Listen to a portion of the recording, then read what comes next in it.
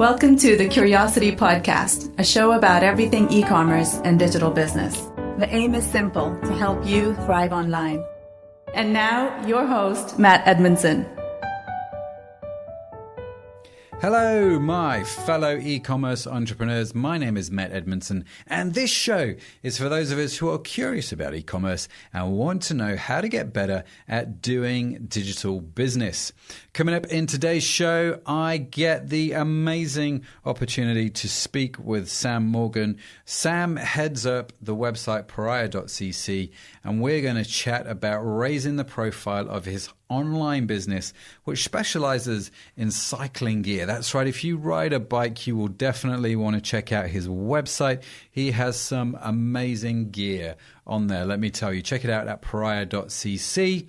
And if you're driving along and can't make a note of the web URL, of course, you will be able to head over to the website, mattedmondson.com, where I'm going to put all the links and the notes from today's show. You'll definitely see them online. And whilst you are there, of course, you can check out the Collab project. If you haven't heard of the Collab project, then I can only assume this is your first time listening to the podcast. In which case, welcome. It's great. We're growing quite a lot. It's a new podcast. We're getting loads more listeners every show. It's great to see the numbers. So if you are new, it's a really, really great privilege of mine to welcome you to the show. I hope you enjoy it and get a lot out of it. And if you are new, you wouldn't have heard about the Collab project. It's this challenge that I'm doing of setting up 100 new e-commerce websites. And to do that, I definitely need to partner with some entrepreneurs who have some great products to sell online. So if that's you, and if you want to know more, then definitely check out my website, mattedmondson.com. This show is sponsored by the amazing Kurious.Digital. Kurious.Digital, or KD for those in the know, is an experience-based e-commerce platform, and I use it to run my own e-commerce businesses here. So if you are looking for a new e-commerce platform, a new digital platform, be sure to check it out at Kurious.Digital. That's Curious with a K and not a C. Kurious.Digital. There's some great features which have just been released, including, I am led to believe, courses, which is going to be the module I'm using on the Matt Edmondson site for the upcoming courses that are coming out, which is great news. So do check it out, especially if you're doing courses. Some good stuff there.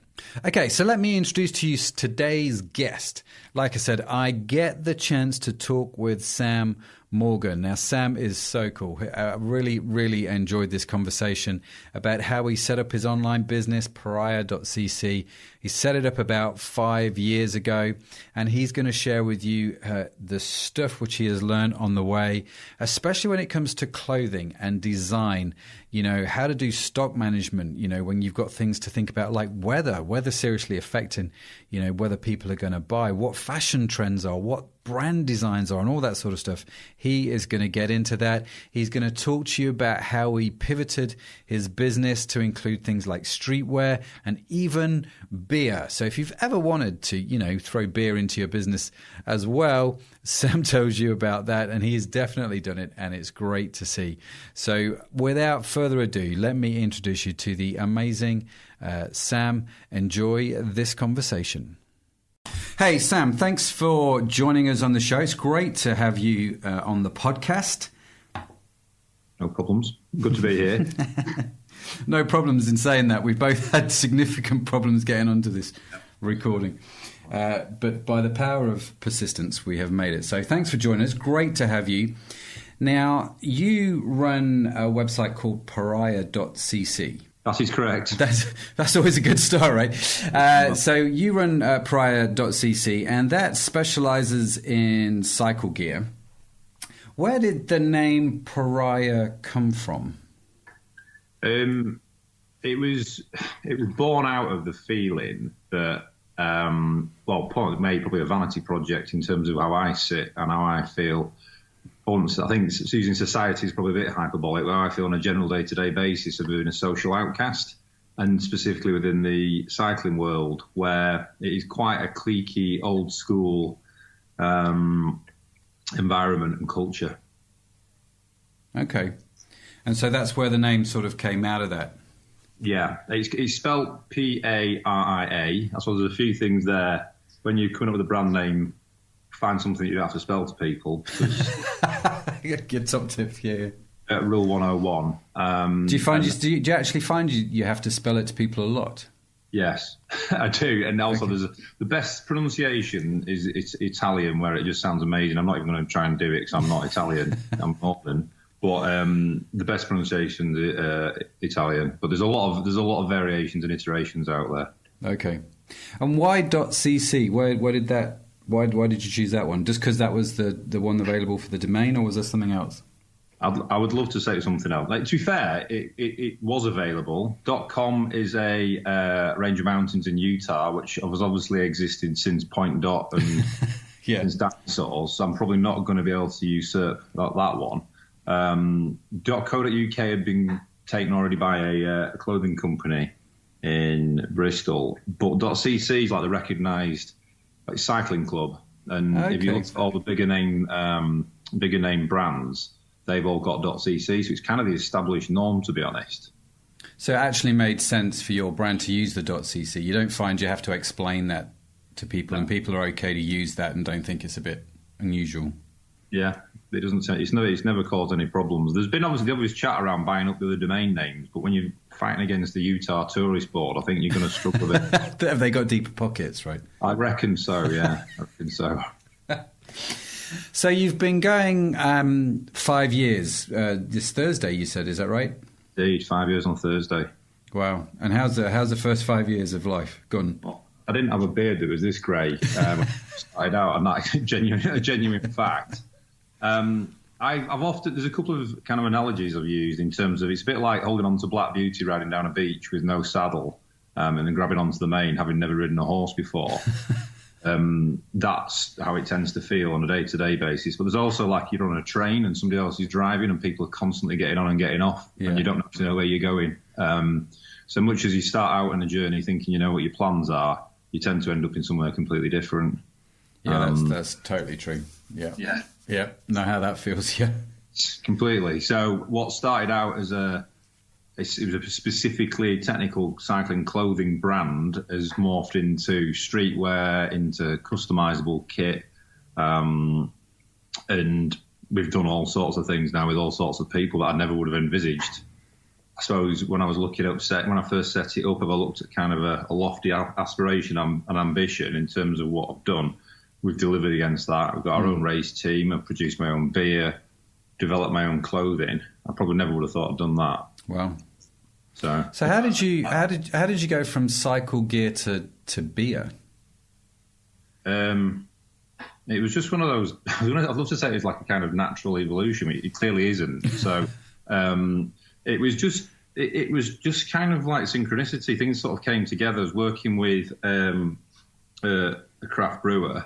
Obviously, in this time, if you think over this period, craft ale has become like this big. It's become the next snake oil, really. To be honest, everyone loves it, and there's a natural affinity between Paria as a brand and a lot of the brands that exist in that space. I think there's a lot of graphical elements to the craft brewing industry, obviously, as there is to my products. So there's a natural affinity there, and a lot of the guys who ride and buy into the brand tend to drink like in those kind of establishments and those kind of products. So that's how it's kind of come about. It was just a natural fit. And so this is a product that fits with your customer, it fits with your brand. Are you pleased that you did it? You moving into craft beer?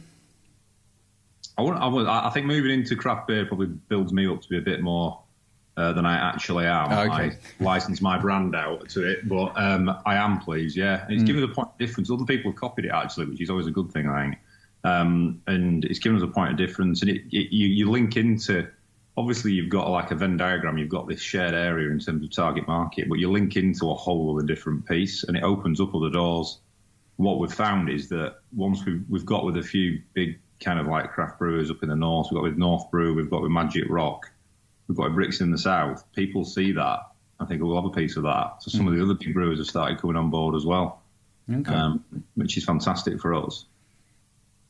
So how does it work? I mean, you mentioned with the beer, and I mean, you can just see from your website this whole graphical element. Obviously, there's a lot of design on multiple things. There's the design of your clothing products, there's the design of the cycle range, there's the design of, craft beer labels. Is that something you personally do, or?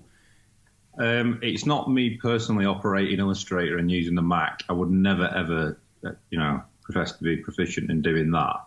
But a lot of the ideas come out of my head, which is not a good thing to admit, if I'm being frank. Some of the ideas, but I think what the hell's going on up there. But a lot of it does come out of my head. It's inspired from the things that I've picked up and heard when I've been out and about with the guys who ride for me, and in that kind of area, really, in that space.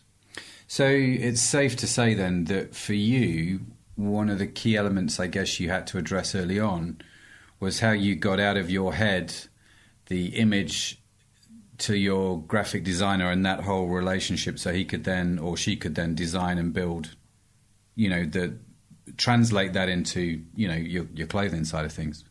Completely. I mean, my design is actually a mate I've known since I was 10. So that helps. Actually helped. Yeah, because I can give him the loosest of briefs and he gets it because he's my mate, and your mates tend to get you. So that has actually helped. There is always this thing in terms of, I get a brief from a client, say for doing some team kit, I then translate that to my designer, who then translates it in his head into a designer, then sends it back to me, who sends it back to a customer, and there's always a gap. It's very rare we've gone first time we've got it right. So there is that thing in terms of, this is going to sound really, I'm trying to think about using profanity, but it's going to sound, it's an art form and you're translating somebody else's art. So it's just a weird thing. It's getting things out of people's heads. That said, we seem to have done all right so far. I would have said learning is, just because I like it doesn't mean everyone else is going to like it. Yep. And you're on a constant knife edge of that in terms of producing a load of kit and a load of T-shirts that potentially could just tank. And that happens every season, to be honest. So you do designs that don't work? Yeah, definitely. Yeah. You tend to run it by like a different panel, panel, that's kind of making it sound very formal. I'll probably send it to some brand ambassadors, the design. Yeah. I'll speak to I've got a few trusted people I know will get constructive criticism. Weirdly, there's no formula for success. Like I've done this year, there's a lot of camo knocking around in the fashion market. I've liked camo myself. I've done some last year. I thought, right, I'll evolve that. And I'll also randomly do this jersey that just says pain all over it, completely black and white, like a chrome design. Won't do too many of them because it's quite out there. Lo and behold, the pain jersey sells out immediately. Camo stuff has just taken ages to sell through. So it just doesn't, you can't apply this kind of like, tried and tested rule, really.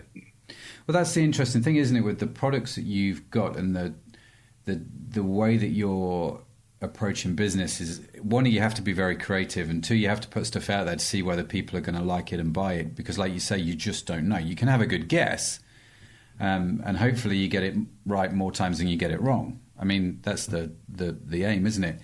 So when you how do you then manage stock? So you've got a load of camo tops, you've got a load of pain tops. The pain sells out pretty quick. But the camo tops take a while. How do you manage the stock side of things? Is there a formula that you use there? Again, I'd love to say there is, but there isn't. It's a bit hit and miss. It's improving, but it's a bit hit and miss. In terms, it's just a case of keeping an eye on inventory, reordering the stuff that's selling well. I'm on a lead time though, and it's technical stuff. It's not like printing T-shirts. It's technical fabrics that need sourcing and printing, sublimating, and then the stuff that isn't selling well, we'll tend to try and put a bit of money behind it in terms of social, push on social, because we have a decent following there, and it will slowly but surely it will sell through, but you have to incentivize a lot more. The other kind of mitigating factor is the fact that the cycling market's so seasonal, so and it is very, very linked in. I mean, clearly all fashion seasonal, but the cycling market specifically so, because to be honest, like this year in the UK, the weather's been particularly, unsettled. It takes a while to kick off. And I've spoken to a number of I've spoken to Wiggle, I've spoken to Roulier, which is a magazine, I've spoken to other brands, and they've all had the same experience that I've had, is that things just haven't sold, or haven't sold like their previous years, and like 50% down year on year. So it is very affected by the weather then, the cycling market? It is, but then you don't realise literally how much. Like the season last year, because we had a heat wave. Again, you've got to think this is in purely UK terms. Because we had a heat wave, I think June and July were just astronomical for me. Just sold so much kit. This year, people have just held back because it's been raining. It's not been raining. It's been mega hot. It's been cold. It didn't kick off till late. We had a funny winter. There's all these factors, and then you overlay kind of fashion trends, and you overlay designs, and you overlay a brand, and you overlay profile. You've got all these different strands that you need to try and pull together and deal with. Yeah, sounds like you're juggling lots of different ideas all at the same time. Yeah, and doing that, and this is some of the chat. I've had a chat with this. I've got a mentor I work with, and we've had a chat of kind of flattening out those peaks in terms of how you structure the business. So look at moving more towards doing the team kit stuff, which allows you to have a constant, income and turnover without having to rely on the seasonal trends and driving people to your brand. So just to be clear, a team kit is, or the custom kit is where you make a bespoke kit for a cycling team. So they come to you and say, listen, we've got however many people, 20 people in our club, we want our own kit. Can you do it? Yes or no kind of thing. Yeah, it's that. It's businesses. It's people. I mean, there's a lot of CSR around it these days. So I've picked up more and more. And rather than going on a golf day, you'll go on a day where there's like 20 of them going out on bikes. There's brands like we just discussed. The craft beer guys, that's a similar relationship. So we'll produce jerseys for them, and they're like, we'll have, it can range from give us 20 jerseys up to 300. Sell them, and we'll sell them on our website as well. So again, it gives you that point of difference versus your competitive set, and it gives you I don't want to call it a cash cow because that sounds a bit cynical, but it gives you that constant turnover really and income. Yeah, I mean, I call it the Schollhammer effect, named after a guy I knew in Germany when I used to import saunas. It's a long story which I won't bore you with, but it used to be. I had this company whereby you would install a sauna or a health spa for a company, and it would be a big project, and it would be boom. Do you know what I mean? Cash flow would be great. And then it would be bust because you've not got the next project, and you're very much going up and down and up and down. And Schollhammer talked to me about how do you build a business where actually the first part of your income is quite flat and predictable. So when you have the up and downs, it's on top of this predictable income, which gives you the stability you need. So your company is not all amazing or all terrible. It's kind of like my company is okay or my company is brilliant, and it's the we call it the Schollhammer effect. So how have you? I mean, is the idea behind doing team kits and craft beer and the clothing all part of that? I'm trying to build a consistent, regular pattern of income. Funny you say in terms of that lesson that you picked up on in terms of into the sauna has obviously taken me I realised that earlier this year, and it's taken about 4.5 years to get to the point where I think the light bulb switched on. I need to switch this, and that's just gone through kind of experiencing a painful season. It's one of those classic things where you pivot slightly because you've gone through the negative piece or the kind of downside of it, and you've learned. So yeah, it's taking the different building blocks. I mean, I would have put the craft beer piece probably in the marketing bit of it, in terms of the content, in terms of the imagery, in terms of that profile, constantly having links into that. That's how I would place that really. In terms of developing the casual off the bike clothing, that just gives other people entry point into the brand. So you've not got a purely cycling based market, you've got something slightly different. And having chatted to some other brands, I've chatted to a ski brand about this actually, call it the Vans effect, which is pretty much Vans as in skatewear. I was talking to somebody the other day about this. In fact, the guy on a golf brand, his dad's 75 and he wears Vans. I'm like, well, he's hardly going to be chucking ollies on his skate deck, is he? He's like, he bought Vans because he's either seen them in a shop or he's seen somebody wearing them, or one of his mates has told him he should get a pair. Yeah. But he's got that access point into the brand. Now, the 75-year-old were not a good example, but if you look who's wearing brands out and about in town, I would have probably put it in single digits, the percentage of people actually ride a skateboard. But I'll probably put in at least double obviously, but at least 20, 30, 40% of people who buy into the lifestyle approach of it. Sure. And that was my ultimate. That was the ski brand, and also the conversation we had, which was like, you create a brand that people aspire to, but they don't necessarily have to link into that sport. Yeah. So is that it's always hard to think sort of 10 years in front of yourself when you're an online business, but Is that the dream? Is that the place that you want to get to, that actually it becomes this sort of lifestyle brand? That is the Great White Buffalo. That's kind of where I see it going. Yeah. That's kind of definitely what I would see. I would love it to be that. You've got to look at, I suppose, if you look at brass tacks on the conversation we had in terms of how you structure the business, and you look how you want to scale something, is that scalable at this stage, or is the bit with the team kit scalable, allowing you to customize things? And, you know, the kind of heart says go with a lifestyle approach. The head says go with the scalable bit. And going back to your point, you know, maybe the scalable bit allows you to deliver the lifestyle bit further down the line. So, yeah, it's one of those, isn't it? And I mean, doing something like a lifestyle brand is going to require a lot of investment. It's you know, even just in stock alone, it's a really interesting. Unless you go down that road of I can't remember the name of the brands. The kids love it. The one where they say, "Oh, we've got 1,000 T-shirts," you know, and that's it. Once there's 1,000 T-shirts, it's all gone. So people kind of have programs now on their computer as soon as a new product or a new item. Is it Supreme? I'm thinking of. I can't remember what. I don't. Is it Supreme? I genuinely can't remember the name of the brand, but they do super well because they're very limited in terms of this is the stock, this is what we have. Once it's gone, it's gone. And I've seen a few brands doing that, actually. There's a brand called Hustle, HSTL, Hustle Made, by Craig Ritchie, which is he's a CrossFit guy, and he does the same thing. So he'll do a release of products, and once they're gone, they're gone. Do you know what I mean? He functions on that release side of things, and he always seems to do well with it. And I think it's a really interesting business model. Very, very fascinating. So if you were just to sort of sit and think about your business right now, are you pleased with where it's at? Are you concerned? Are you happy? I mean, what's the kind of overriding emotion?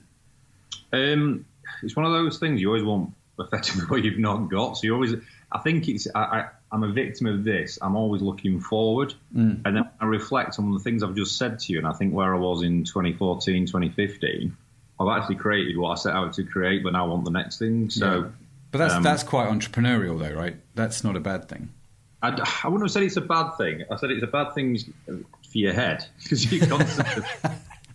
I will go. I mean, I wouldn't go too deep. There's a bit of an imposter syndrome as well with that. You always think, well, actually, I've not quite delivered yet. I'm not doing this X, Y, and Z. And then you speak to people, like, oh my God, you're killing it. You're like, well, I don't really feel like that. So I know what goes on behind the scenes. I know how I operate, and I'm not killing it. It's been tough. You know, it's been a tough year this year, I have to admit. And it's been quite reassuring speaking, like I said, to some massive online retailers. Yeah. In terms of, you know, Wiggles £100 million it's massive, isn't it? It's a massive company. Maybe 400 million. And you speak to them and they're seeing the same trends that you're feeling. Yeah. It's not just you. Brass tacks, though, that doesn't pay the mortgage, you know, so you've got to kind of work around that. Yeah. And it's just been it's holding your nerve, really. Yeah. Like I said, we had a cracking April. May was okay. June's not been brilliant. July so far, okay. Web sales have come in. Custom kits, things have slowed down, but there's a long pipeline in terms of when somebody comes into a custom kit sale, you can be talking 3, 6, 9 months before they actually sort it. So it's all about the kind of lead generation piece around that, and that's something I'm working on at the moment. So you've got your e-commerce side of things, and people sort of find you. How do people find you online? What's your main source of traffic? Difficult to say because if you look at the metrics, it says organic. The thing is, organic can be driven out of a whole host of different things. Yeah, puts it predominantly down to social as a profile piece. Simply because we have a large amount of Instagram followers. We'd love a lot more, but we have a decent following on there, and we get a lot of content sent back, and a lot of people pick up on us, and it's amazing where people have seen you. That said, you're also surprised about people who have seen you out cycling, or not just me, so one, I've seen the people out in my kit, and then they've picked up on it and they've come that way. And once we do get a decent level of return. I can't quote the percentages, but we do have a decent level of returning customers and some really loyal ones as well. But I would say, social's probably one that drives the traffic to the website. And predominantly Instagram from social. Yeah, I mean, we don't do anything really with Twitter.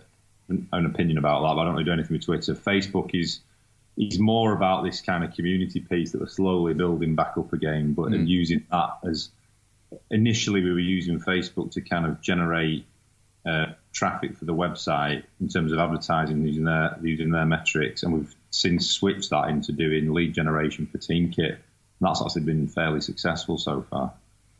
So for your, I'm assuming you approach the two things very differently in terms of lead generation. So you have lead generation for TeamKit, but then you have lead generation just for your general cycling clothing website.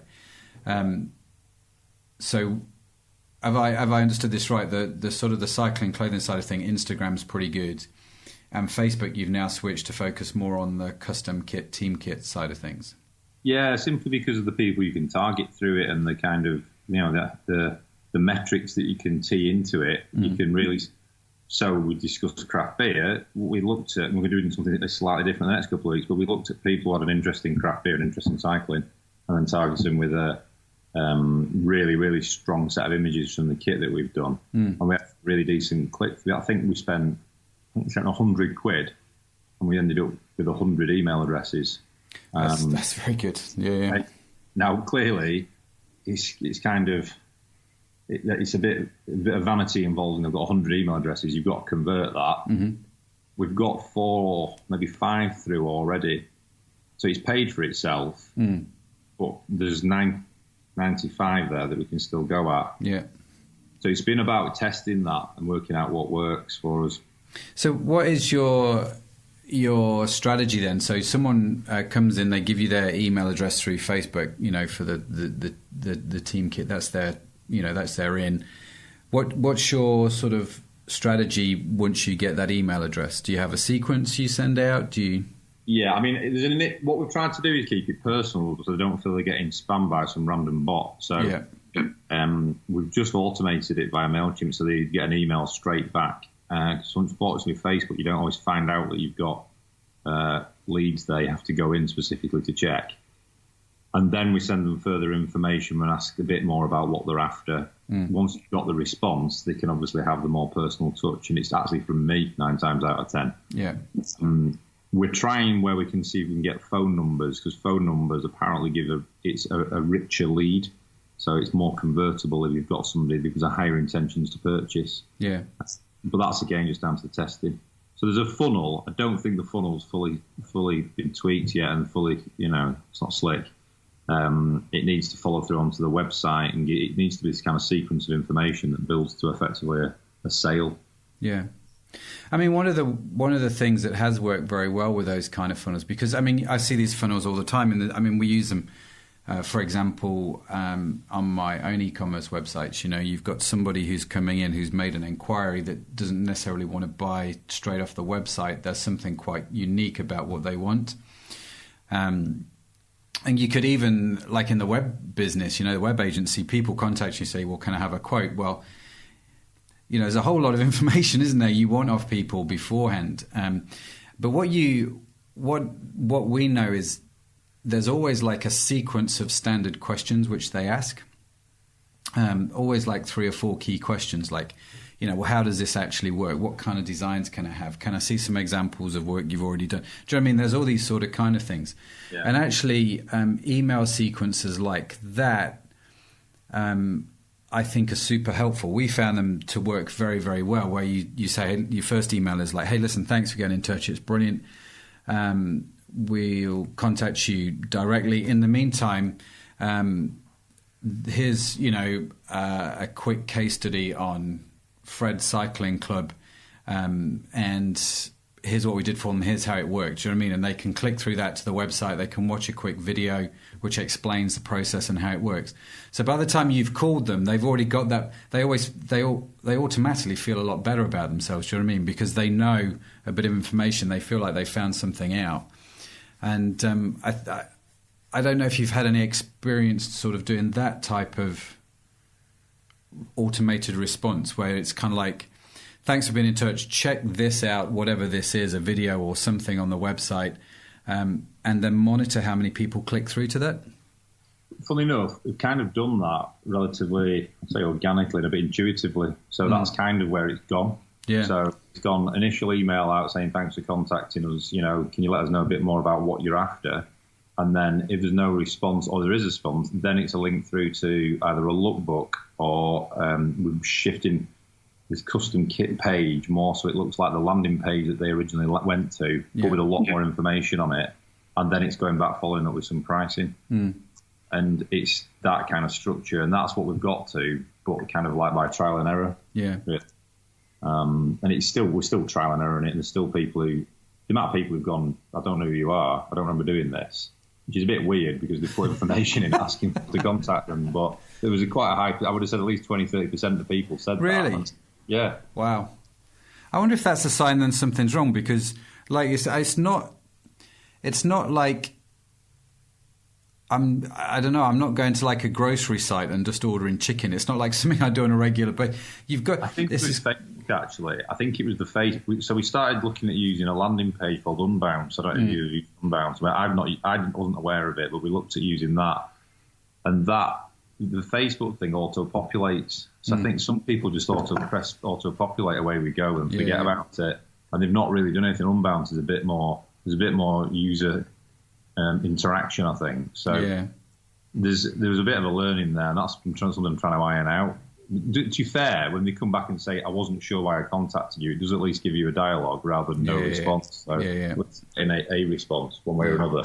Yeah, and okay, well, let's just leave these guys alone, right? And so it makes your email list much more on target. Have you tried doing sequences with Facebook Messenger? No, not actually. I've not touched that. Because for lead generation, again, I think it would be something that you would want to play around with at this stage and just test and use, there's a whole bunch of Facebook Messenger bot services that you can use. And they're super cheap, like $10 a month or something like that. And you can do a lot of that automation and have a lot of those conversations just by building some nice little interaction, but it's then by Facebook Messenger. And the thing that I like about Facebook Messenger, the thing which I've found when I've done these kind of things, is the open rate is much higher with Facebook Messenger than it is when I send people an email. Yeah.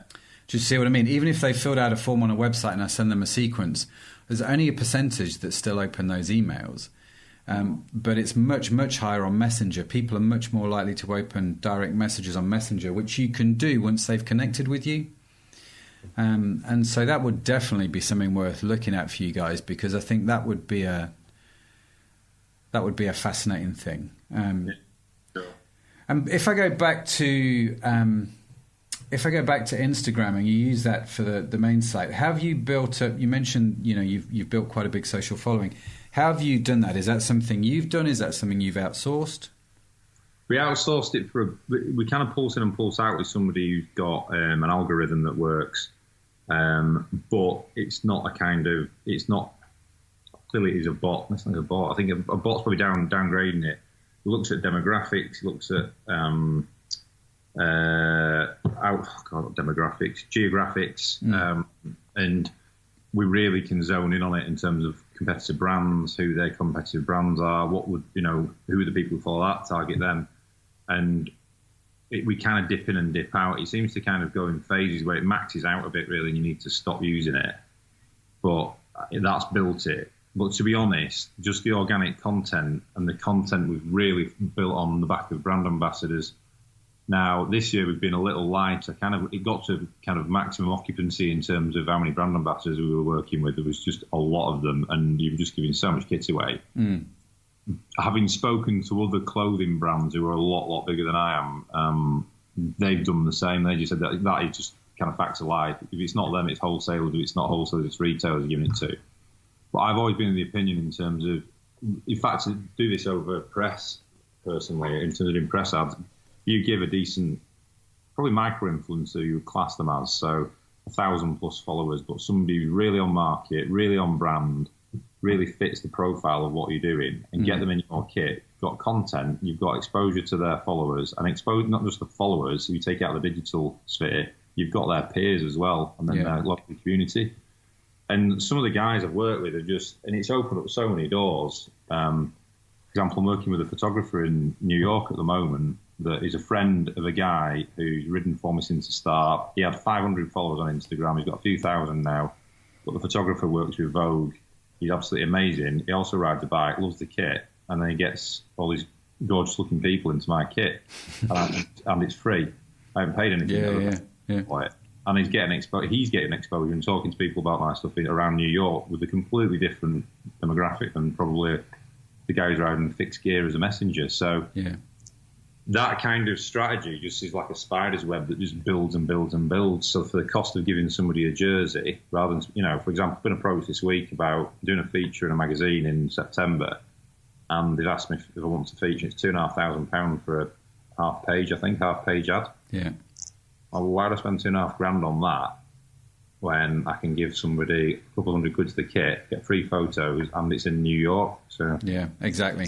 So how do you find the micro influencers? Because I agree with you. I mean, it's a phenomenal strategy at the moment, rather than targeting the big influencers, unless you've got very deep pockets. The micro influencers is definitely taking off. Is definitely, if you find the right micro influencers, it definitely is fruitful. So how are you finding them? Some come to you. In the early days, they didn't. I was just spending a lot of time.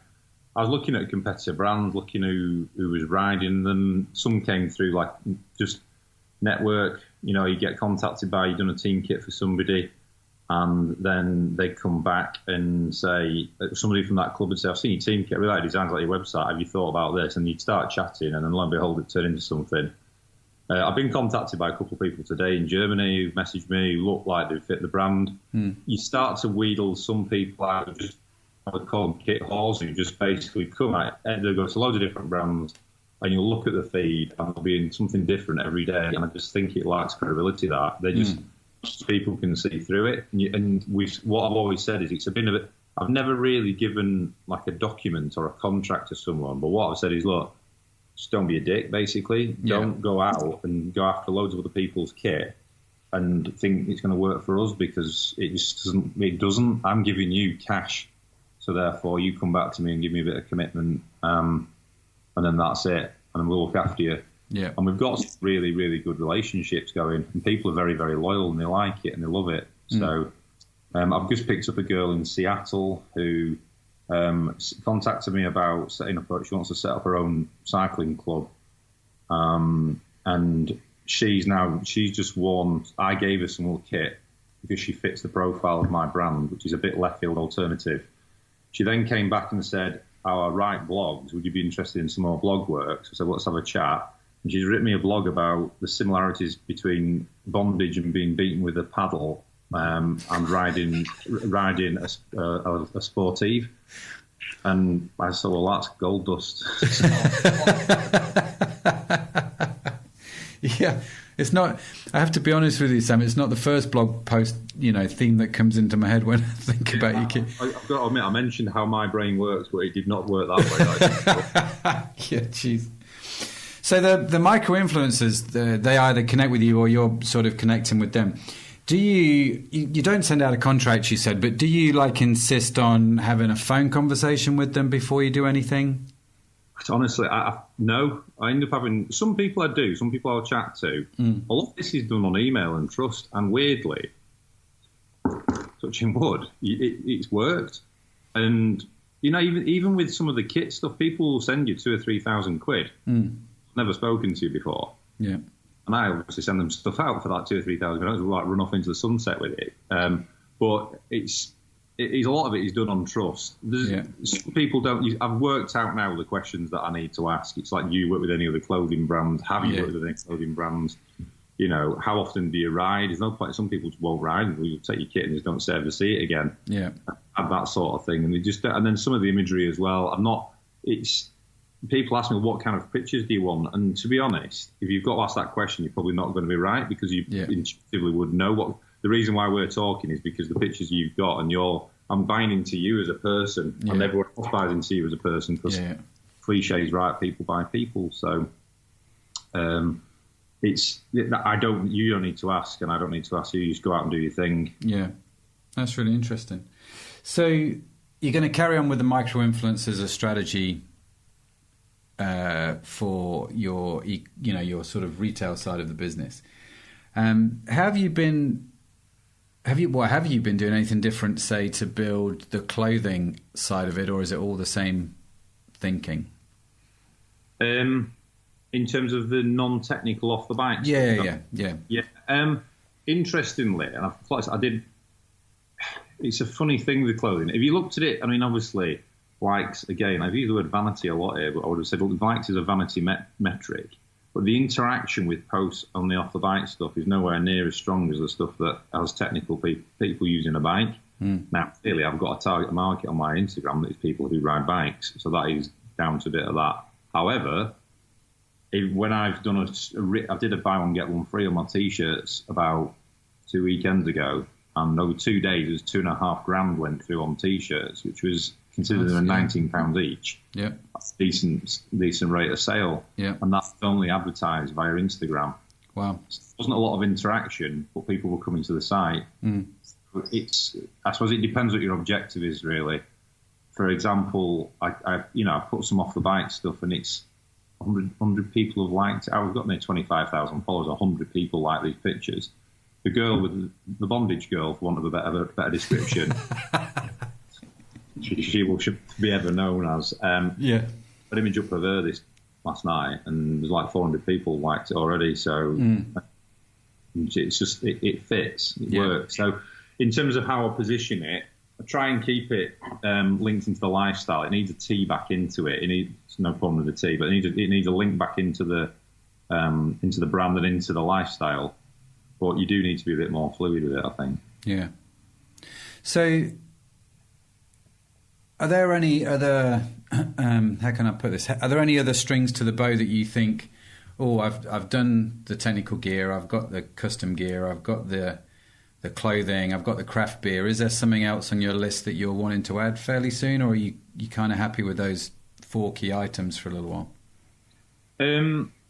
I've mentioned the word scalable. And the bit that's scalable, if you look at my sourcing now, is customizable clothing. I think you mentioned CrossFit. You've got CrossFit, you've got personal trainers, you've got yoga teachers, you've got people who do yoga. I'm using those as kind of like initial examples that come to mind. That is something that is, if you get your lead generation right on the cycling piece, why would you do it in other disciplines? Because a lot of the sourcing is the same. Yeah.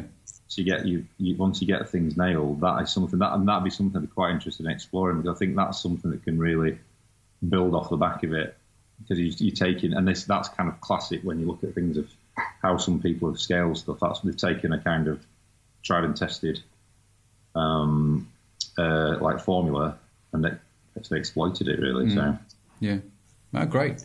So I guess one of the questions I have, I mean, looking at your website, and you've mentioned it already, is your imagery. You know, you're heavily reliant on Instagram, which means you're heavily reliant on images, and you've got a lot of user-generated content, or UGC as the trend is to call it now.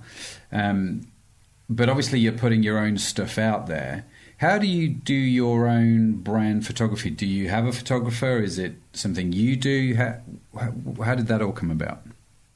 I wish I could do it, because I'd probably save a fortune. But again, interesting. What I've tended to find is I've got a photographer I've used for about 3.5 years, who I met through cycling, but he wasn't actually doing cycling photography, he was doing a cafe. And I was trying to explain this style to him the other day, and it just completely doesn't work. But I said he's like got a clean grittiness about it, and I just don't know how that just sounds like a complete, obviously, contradiction in terms, but it just fits with what we do. Yeah. And he's got a really good eye, and he's a sound guy. So I've always used him for stuff for my website. However, as I discussed with the guy in New York, I've got another guy who writes for me who pretty much all he does is ride a bike all the time, but he's also a photographer when he's not sat on 2 wheels. And if I want something doing quick, I send him, he keeps it, I send him kit, whether it be T-shirts, jerseys, bib shorts, whatever. He takes pictures of it, and I get 20 or 30 images back really quickly of either him or his mate in it. And they fit the brand, and that's free, effectively. That's me. I'm paying for it in kit, which he then wears out and continues to produce content from. Yeah. So And it's then, the gift that keeps on giving, really. It is. It's a bit like a virtuous circle. And then I get contacted fairly regularly by photographers, a lot more so probably in the last 12 months than I think with the monthly profile, the brand's increased.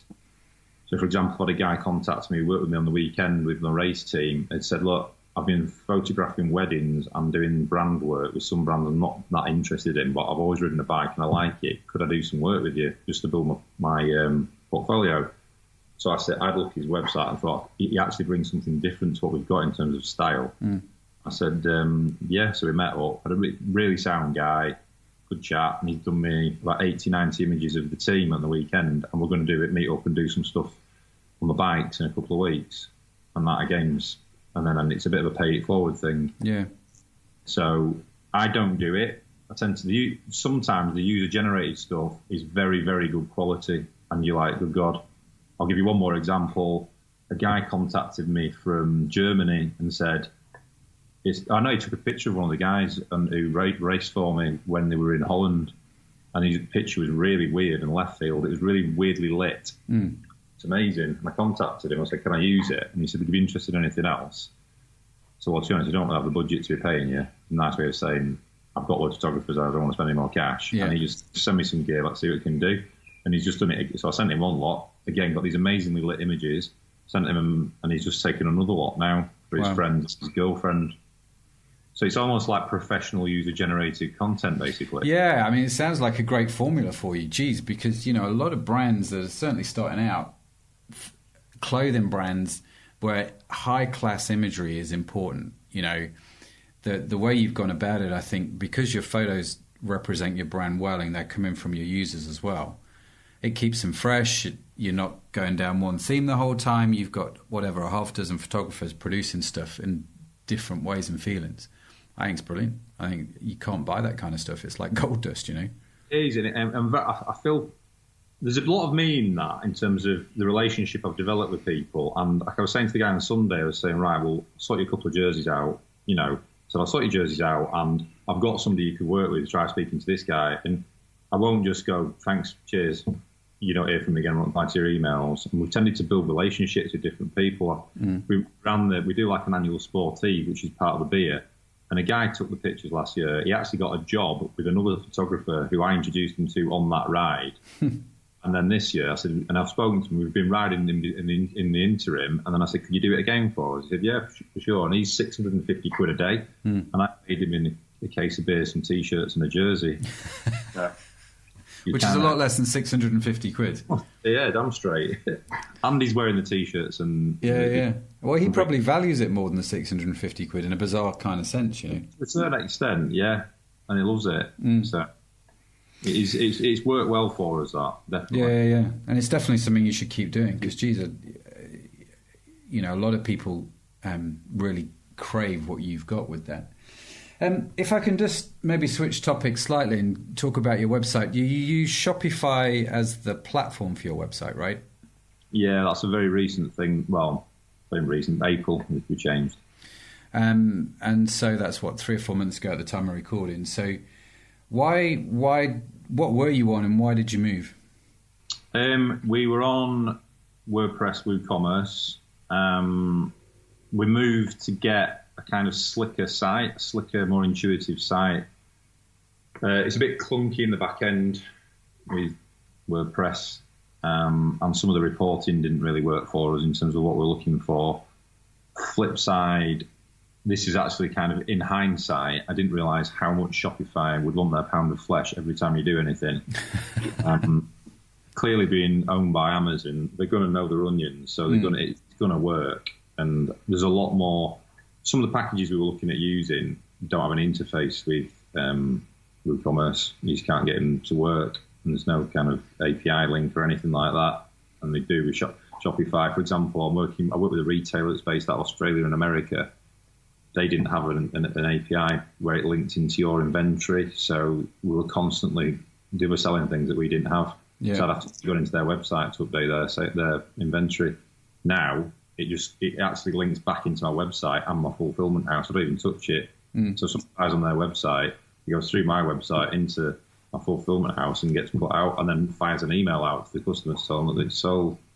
So it's that kind of slickness is great. I think it's lost a bit of its edge and a bit of its raw appeal, whereby we'd built a lot of stuff that worked for us, and my web developer could construct things and build stuff with code that you can't do on Shopify because it's just locked down. Yeah. So are you pleased you moved to Shopify? I think from a headache perspective, yes. WooCommerce or something would go down. You'd have a 404 probably every 6-8 weeks, if something would have happened or something stopped working or they put an update through that you didn't know about. Yeah. You don't get that with Shopify. That's what I picked up. It's slick. Like I said, the reporting is really good. The analytics in the back end of looking, what have you lost through abandoned carts, what have you lost through, what's been your kind of key product that people have hit, not bought, hit, have bought, that kind of thing. I like that. So, and then to be honest, anecdotally, I got a lot of people within the first couple of weeks messaging me saying your site looks really good. Yeah, it looks great. It does look great, your site. The only thing I think it takes away of is an irreverence to the brand, and I think it's a bit too slick to be irreverent sometimes. Yeah. And I think working out how you fit that irreverence back into the brand without actually having, I don't know. I often say this when, do I need to write like, you go in and I'm irreverent. It's a bit like when people in the office say I'm crazy me and you think you're not, you're just a bit of a knob. So I think that's basically how you need to work out how you communicate that. Yeah, but I think also, though, I get what you're saying. There is an element of it in design, right? So I look at a lot of your images, and the guys in the images, they've all got, I can't see one image on your website where no one's got a tattoo, right? And it's that, how do I do the equivalent of the yeah, there you go. You see, how do I do the equivalent of the tattoo on the website rather than it just looking like clear, perfect skin? Does that make sense? It's interesting you hit on that, because some people have said, I don't have tattoos, I couldn't wear your gear. I don't have a beard, so I don't wear your gear. And I'm like, I don't know if that says more about us or them, to be honest. Probably more about them, to be fair. Yeah. Probably more about them. And you kind of go, well, no, you probably can't, and just tell them they can't, which will make them want it even more. Well, yeah, that's a fair point. When you get a tattoo, come back and we'll. You go indelibly ink yourself, and then you make one of my cyclists. But no, I get what you're saying in terms of how do you communicate that in design and Shopify? Did you use a template or did you design it from scratch? No, we used a template actually. God knows what it was. I can't remember what it was, but we did use it. We purchased it. It's a pretty decent one as well, and it did pay dividends. But again, the only thing is we find it a bit restrictive and prohibitive. Quick example. Predominantly in the cycling world, if you've got a jersey, you have jersey matching bib shorts, you do a bundle deal at X price by both. There's no facility to do that in Shopify. We built it in WooCommerce. There will be an add-on or an app somewhere that allows you to do something similar, but you've actually got to find it. Yeah. So, you've got to subscribe to it, you've got to test it, and you've got to keep subscribing to it, yeah. You don't just pay for it one-off. You pay, like you said before now, some of these things are like $10, $20 a month. Great. When you've got 10 of them going every month. Yeah. And my web developer said to me, he said, once we grow the traffic to the website, you're also going to grow your outlays and your overheads back to Shopify, because that's how it works. Yeah. No, it is totally. And I think, my personal opinion of Shopify is it's a great place to sort of start from. Do you know what I mean? If someone says to me, I want to start a website, what's a good platform? I go, well, you definitely have to check out Shopify. In some respects, it's pretty cheap for what it is. I mean, it's unbelievable what you get for the money. So it is pretty cheap. It is pretty restrictive. And so I find, when websites hit anywhere from around 100 to 250k annualized turnover and sales, they're probably starting to grumble a lot more about Shopify than they were when they started out. And it's at that point, I think, to most companies find they've, not always the case, but again, depending on what you're selling and what you're trying to do, you then have to start looking at other platforms to scale it up to, say, the 500,000 or million turnover or whatever the bigger numbers are in your industry. But as a platform and a way to start, geez. And I can see why you'd move from WooCommerce to Shopify. I think I get that. I thought it was quite a brave move when you told me that you'd done it, actually, to go from WooCommerce to Shopify. Again, I normally hear it the other way around. People go from Shopify to WooCommerce. Yeah. I've heard that as well. It may be a bit naive to a certain extent, but it has, like I said, it's taken a lot of the ball aching out of day-to-day life and admin on it. Yeah. But you do pay for it. That's the thing. And long term, I don't know. We'll have to see where it goes and how we develop things. But I mean this in the right kind of way. I hope actually long term you're not on Shopify, because it actually means your business is growing and you've gone past what it can give you. Yeah, no, fair play. So if I can, I'm just conscious of how much time of yours I'm taking. So if you could go back 5 years and sort of have a little word with yourself and give yourself, a few tips on on things, what would you say to yourself, do you think? I didn't embrace social media as quickly as I should have done. Okay. Community, it took me probably 12 months to work that out. I also would have taken feedback. I think it's easy to say this because I didn't have the community to take feedback from. So what I did was early doors, when I built that community, built quite quickly actually, through the brand ambassadors, I took feedback on the kit from them. So I started amending and tweaking the kit that I did, and designs to a certain extent. But I went like that when I first started out with designs, and I should have gone a bit more like that. And then I would. Sorry, if you're listening to the podcast rather than watching it, what you actually said was you went wide rather than saying a bit niche, narrow. That is an interesting. So basically, I went very, very wide in terms of design aesthetic. So I decided to take everything from my youth, from rave culture, streetwear to hip hop, to fashion, and pretty much vomited it all over a load of designs. And whilst I like them, it's not necessarily everyone else would. And also, key is that whilst you've got a great set of designs and nobody knows about them, you ain't going to sell anything. Sure. So it's that profile piece. I think I would have worked harder on that earlier, and realised that a lot earlier. I think cash is king, and this is a bit of a cliche, but the cash flow piece, especially in the last 12 months, as I said, in terms of how the seasons have worked, has become so prevalent. And just letting cash slip through your hands and trying stuff sometimes. But I think this just comes with experience, to be honest, is where you need to be spending your money and how you need your return on investment, and it's probably a bit naive on that. Yeah. And this is a proper schoolboy one, but for God's sake, get Xero or Sage, or maybe Xero or QuickBooks. I didn't do that till 2.5 years in. Oh, wow. And I was doing it on spreadsheet badly. And I'd also, off the back of that, get a bookkeeper who understands the industry. Yeah. At least not even the industry, understands the model. Yeah, and understands how to do it right for you. Yeah. Because you make it can, and I'm an accountant, but it can make massive differences. That. Yeah. Things that I think I have done right, I would have said is, when anyone gave me an opportunity, I went for it. Okay. And literally, like this conversation now. Yeah. Not saying I never say no.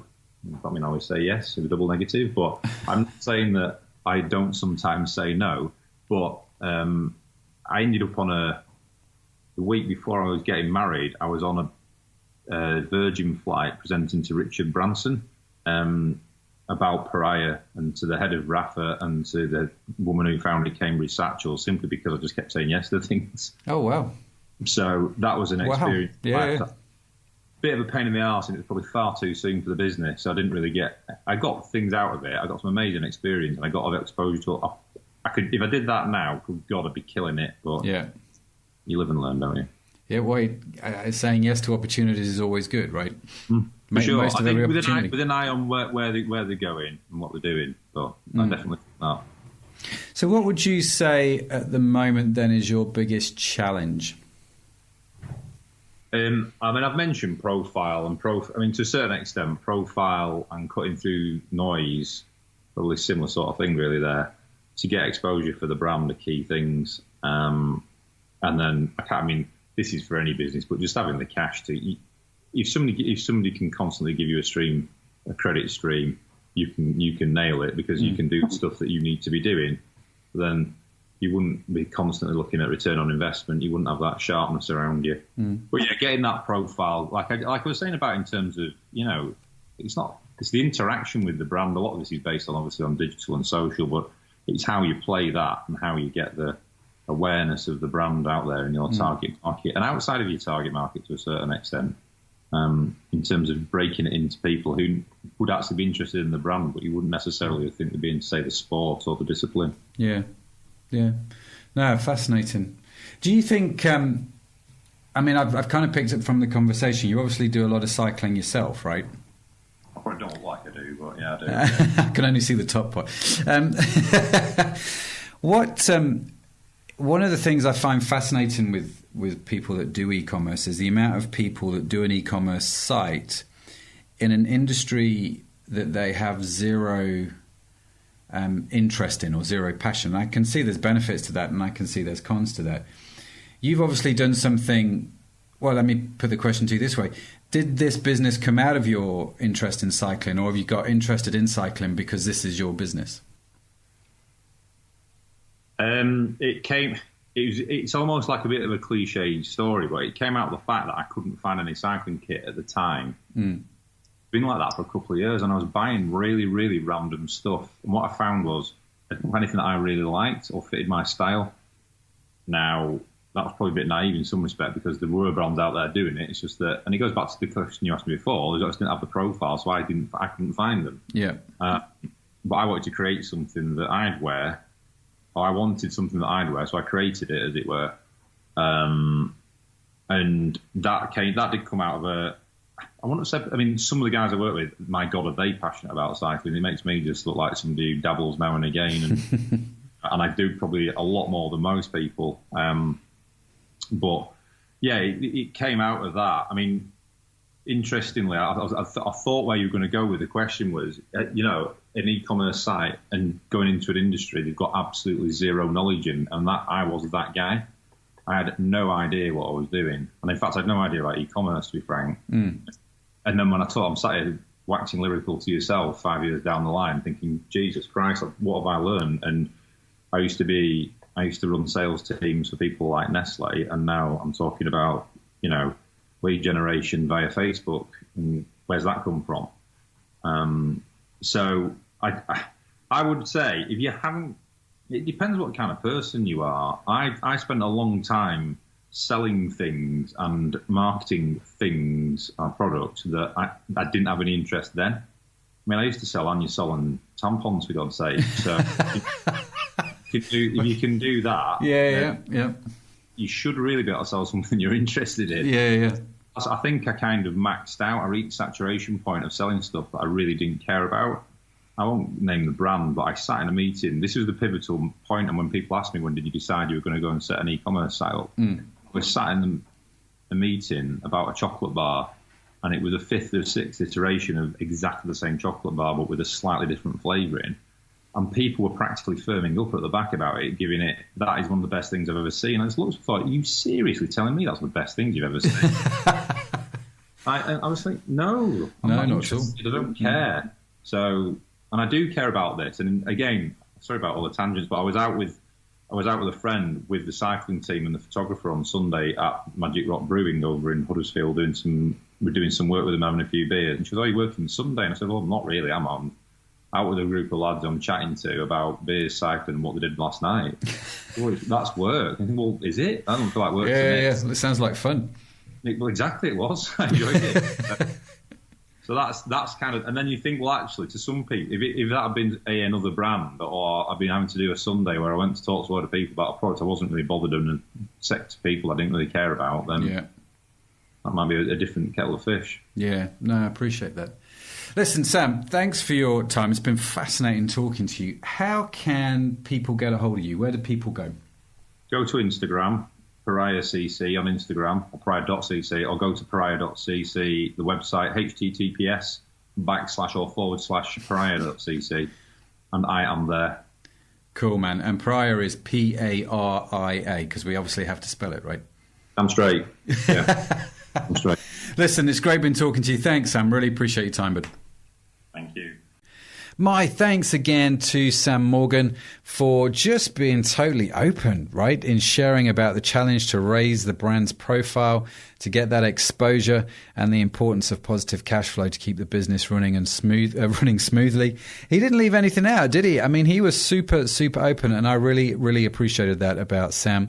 Make sure you check out his website, Paria.cc. He has got some great stuff on there. Go ahead, order it, check out his Instagram, see what he's doing on there, and follow it. What can you learn from what he's doing? Because he's killing it on Instagram, right? Thanks again, Sam. Really appreciate it. And if you are a fan of today's podcast, if you've enjoyed it, make sure you subscribe to the show wherever you get your podcast. It is free, and the show is full of great stuff about how to set up, run, and grow your own e-commerce business. So make sure you subscribe to keep up to date. If you can, share the links with friends. It's really helping us get the word out there and connect with more people, which is fantastic. Like I said at the start of the show, this is a newish podcast. This is episode 8, so it's definitely, we're only 8 episodes into it, but already we've got some great feedback. So really appreciate your comments, guys. Keep them coming. Keep sharing it. And if you get a chance, I'd really appreciate you taking the time just to give us a quick review on iTunes or wherever you get your podcasts.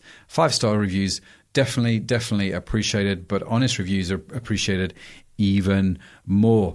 Okay, so like I said at the start, all the show notes, all the links, including to Sam's website, are going to be on my site at mattedmondson.com. You can check it all out there. And connect with me on social media. I'm killing it on Instagram at the moment, loving it over there. So join me on Instagram. Just search for Matt Edmondson. You'll find me. I'm there. In fact, it's instagram.com/Matt Edmondson. Couldn't be easier. Okay, thanks for listening, my fellow e-commerce entrepreneurs. And I'll be back soon with some more help and advice on how to do e-commerce. Until next time. You've been listening to the Curiosity Podcast with Matt Edmondson. Subscribe and join us next time as we carry on conversations about all things e-commerce and digital business.